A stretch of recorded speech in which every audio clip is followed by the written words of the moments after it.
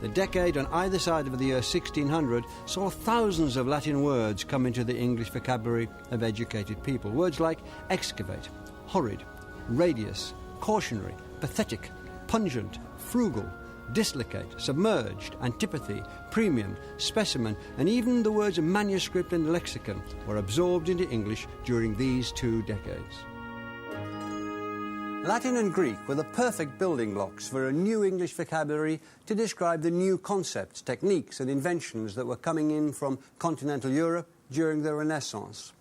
This was a period of great intellectual and scientific fervour.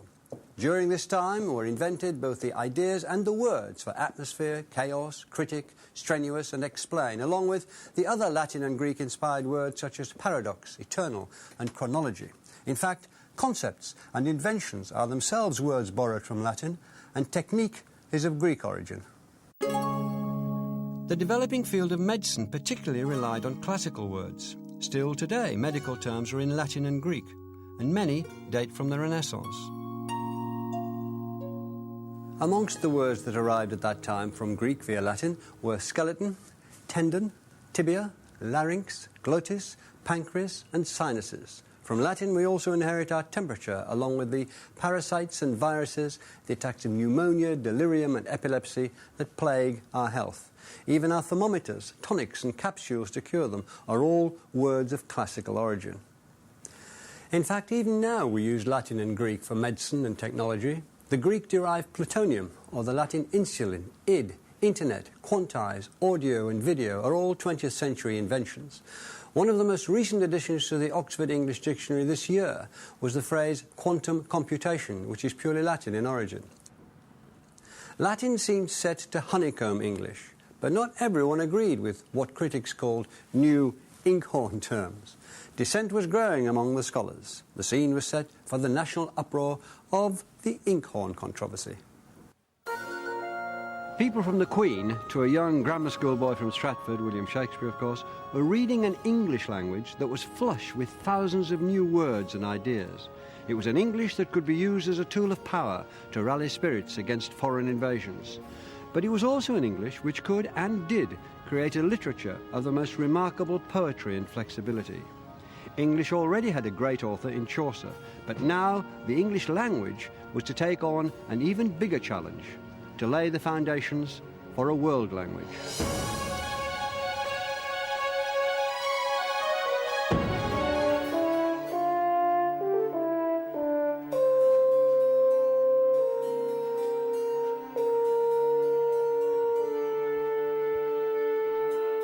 In the 16th century, English was a delicate, flowering language that needed to be protected.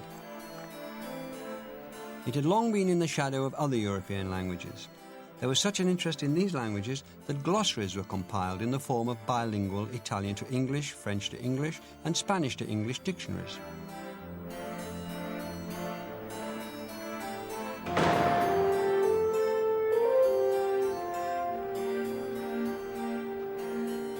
English was finally to get its very own dictionary, 8 years before Italian, 35 years before French, but 800 years after Arabic and nearly 1,000 years after Sanskrit.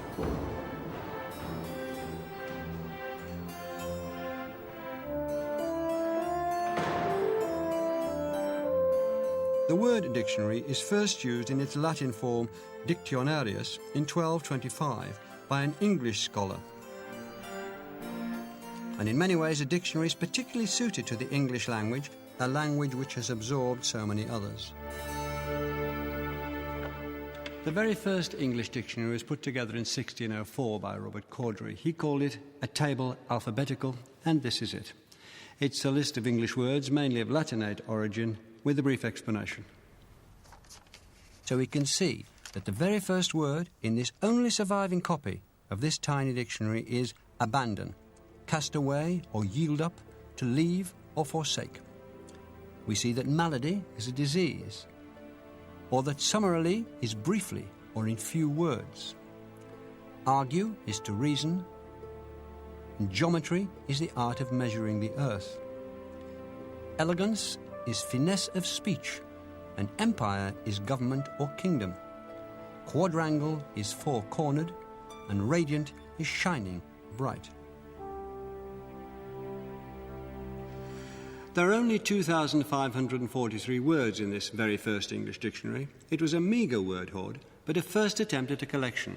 It's by no means exhaustive. You don't find everyday words like shoe, cold, food or house, cow, wet, rain, dress, fish or love. More than anything, this little book was a recognition of the new status of the English language, as it declared on its first page, full of hard, usual English words borrowed from the Hebrew, Greek, Latin or French. Cawdrey intended his dictionary to be used by those who might not understand words which they shall hear or read in scriptures, sermons or elsewhere. This wasn't a book for scholars. It was a book for the ordinary people to catalogue new words and to explain the new ideas associated with these words. This was because the English population was growing more and more educated. One estimate is that by 1600, half of the 3.5 million population, at least in cities and towns, had some minimal literacy. But it was the good education of those brought up around the world of the Elizabethan court in grand homes like this one, Penshurst Place in Kent, that was to contribute strikingly to the adventure of English. In Tudor England, thousands of new words were absorbed into the English language. With these words came an intense interest in how to use them. The study of rhetoric, the art of public speaking, and composition became part of a good education. And rhetoric had a fine spokeswoman and speechwriter in Queen Elizabeth I, who excelled at it.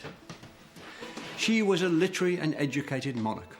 She had private tutors. She spoke 6 languages and translated French and Latin texts. Furthermore, Elizabeth enjoyed writing poetry. I grieve and dare not show my discontent.